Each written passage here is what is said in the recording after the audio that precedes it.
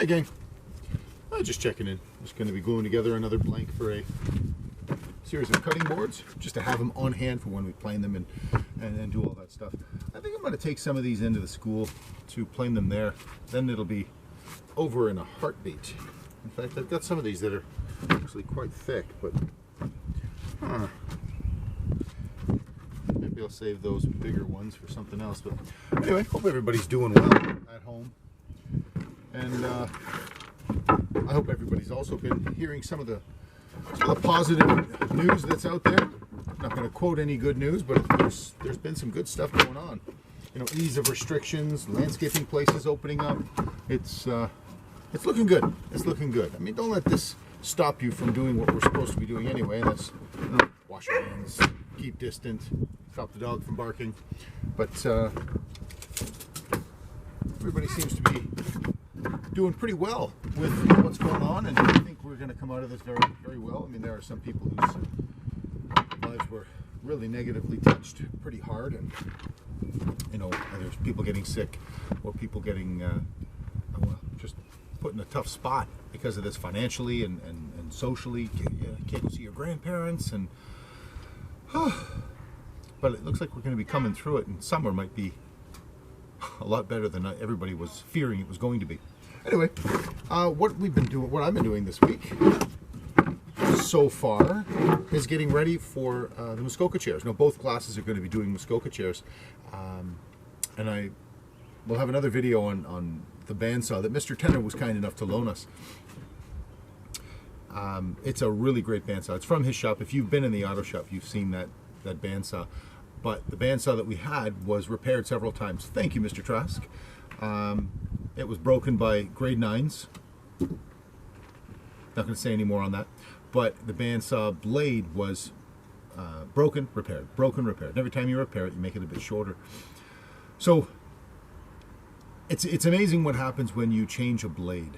You get used to what the blade is. Like, for instance, on my little saw here, it's a brand new blade. And when you start using it, it's, oh my gosh, this blade is so fantastic, it's excellent. And then you use it for weeks, and that turns into months. And then you realize, like, oh, man, okay, I still love this saw, but it slowly got dull over time. And then you change it and realize, it's a brand new saw. Oh, this is wonderful. Did the same thing with the bandsaw blade the other day. I bought a couple of new bandsaw blades, put it on, and just started mowing through that pine on the bandsaw to cut out the pieces for the Muskoka chairs. I started mowing through it like it was nothing. It was butter, and it put me in a good mood. Weird, I know. But I'm going to turn the camera around so you can see what exactly I did just yesterday. I pre-cut a bunch of arms for 4 chairs plus, and the big legs. And this is one of the support pieces that I was using a lot of scrap wood and thought, I can't throw that away. And there were small pieces in my little tracer bin right here that I have to start coming up with a more effective system.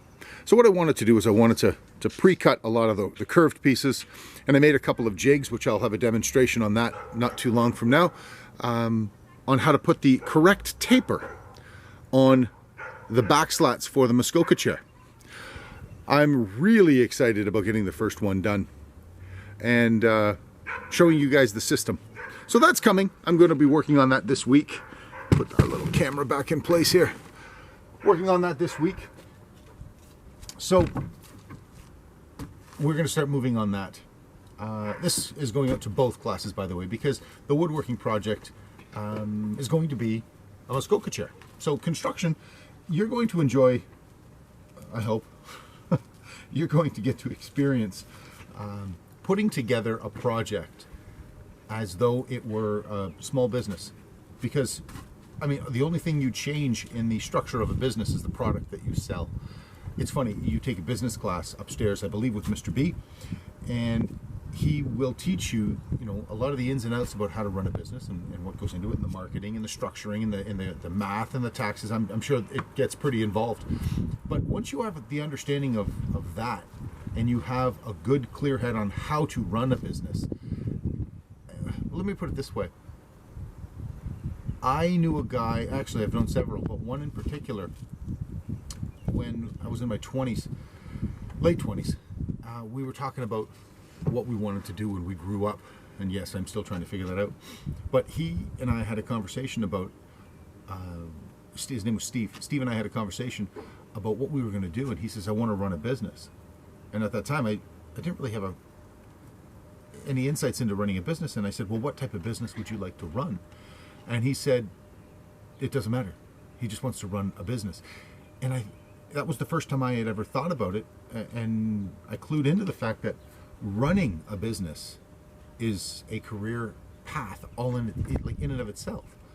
So when we talk about transferable skills in school, when you learn how to add and multiply, just in math, you apply that everywhere in your life. Well, the more you learn in school, the more complex your skill set gets. And then your skill set, you may not know it, becomes highly transferable, especially the more detailed and the more the larger your toolbox of skills becomes. You can take your set of skills and apply them everywhere. It's amazing. I had another friend of mine. He was a real estate agent, still is, and he was selling houses, and then he went into appraising houses, and then he would fix and flip houses. Now those are all connected. But then one day he decided, he says, you know what I'm going to do? I'm going to open up a biodiesel plant. Because he knew the economics, he knew how to run a business, the advertising, the bookkeeping, the selling. It's continually eye-opening. So getting back to what we are going to be doing, very base level, we're going to have a small little business venture here, where we're going to learn how to efficiently, cut the pieces and stack the pieces and place orders and fulfill the orders. Take it from there. Anyway, I'm going to get to gluing this together. I'm not going to bore you to tears with applying the glue, but moving forward, today I'm going to be creating a little system that I will touch base with you guys again and show you what our system's going to be for taking orders for the Muskoka chairs, filling the orders, and working in our homemade factory on how to cut all the pieces out, get our stock built up of. There are 30 pieces that go into it. So we need 30 pieces for every single chair. Some big, some small, some complex, some straightforward, literally straight. But we need a system. And wouldn't it be great to have a stockpile where we say, I need one of these, one of these, one of these, one of these, one of these, and you put it over and then you send it to the assembly line. And then you take a day to keep all your stock up. And when somebody places an order, you just go to the pile. You guys have a great day. Be safe. And hopefully we'll see you before long. Who knows? We might even be able to get back to school before the end and play around in the shop and really start cranking out some Muskoka chairs and have some fun. Hopefully. You guys be safe.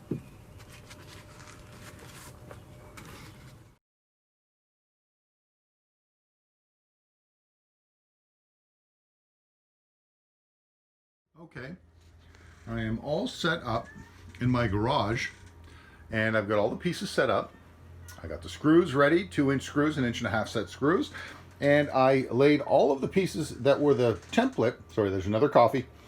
Laid all the pieces that were the tracer templates that had all the holes in the right spot. I laid them over top, drilled a hole, boom, boom, and then countersunk the hole. You can see the countersink on the right side.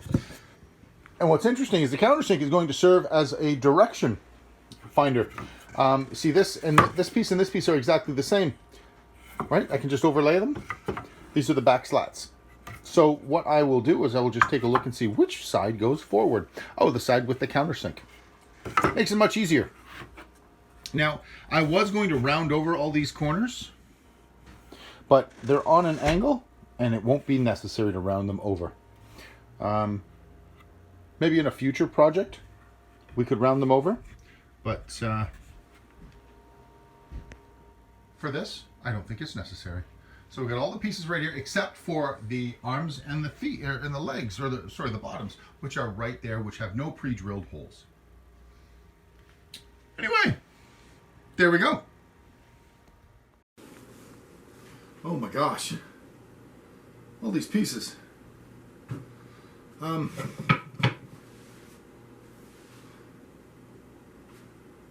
Where the heck do we start? I mean, I hate doing a project when, you get a few pieces together and you realize, oh my gosh, I gotta take this apart and this has to go behind that. I gotta take it apart. No, I glued it together. And now it won't come apart. Now I'm breaking the pieces. Oh my gosh. How the heck do I know where to start? Like, what piece of... Oh, look, instructions. Oh my gosh. Oh, look, step 1, step 2, step 3. So please, I implore you, read these first. Go through them step by step by step before you touch anything, before you glue or screw anything. Read these and know that step 1, step 2, step 3 is in your head before you start step 1. It's very important to know that, oh, if I do step 1, it will lead to step 2. And by the time you do one chair, you'll be turning to the right to the people working next to you and going, dude, don't do that. Nope, that comes next. You got to do step 1 first. And what you will see is instructions matter. No matter what your father or your uncle says. Instructions matter. You know what's funny about instructions? Not only do they matter to follow, it matters how they were created in the first place. So if you have a set of instructions made by somebody who's in a hurry, you're screwed. So if you're the one who's writing instructions for someone later to do something, or you find yourself in a position at a company that you work for where they're asking you, you know what you're doing, why don't you write this down so that you can teach other people? It's actually a pretty high in high demand kind of thing to make a list. Because remember what I said to you guys quite some time ago, that there's a lot of people in this world who are approaching their careers in a way that I'm not a big fan of. And it's that, well, people are hiring people now who know how to do the job, but they don't know the job. And if you are the type of person who knows the job and can explain it to somebody else, you're the person that they can't get rid of because you've become invaluable. If you know just how to follow instructions, that's kind of the entry level type thing. So what I'm asking you guys to do is pay attention to the instructions, and if you find that there's a better way, let me know. But I want you guys to become familiar with not just how to put a chair together, but how to follow instructions, and then how to create instructions step by step that will demonstrate how well you understand something. If you can explain it or teach it to somebody else, you know it really well. But if somebody asks you a question and you're like, I'm not sure, then you don't know it. So please remember that. And again, getting back to this, step 1. Well, what do we have as step 1? Step 1 is attach the center slat to the lower section. Which one is that? To the lower section, boom, and the upper section, boom, and we go from there. That's step 1. And it even tells you exactly what screws to use. These are the 2-inch screws because it goes into the thick part of the back here. Anyway, step 1, step 2, step 3, and before long, a chair manifests before you, and you can step back and say, hey, Mom, look what I can do. And that's what this is all about. And making big bucks. Now, I saw these chairs on sale, not on sale, but for sale for $150. Not bad. When we start selling them to the public, for those of you who are going to be here for next semester, when we start selling them to the public, I'm thinking $80. We make these $35 to $40 in materials. $40 is the markup, not about 100% markup. Huh? It's kind of exciting how much money we can raise with this. I think we will have more trouble keeping up with demand than we expect. So, anyway.